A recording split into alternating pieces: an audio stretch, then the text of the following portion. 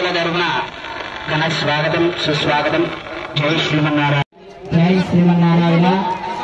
దేవైనం దేవతాభిరుద్ధరతి యావతీర్వై దేవతాస్తా సర్వా వేదవిధి బ్రాహ్మణే వసంతి. దివేదికే నమస్కుర్యా అన్నాశ్రీరంగీ త్రయే సీతా ఏన దేవతా ప్రీణాతి.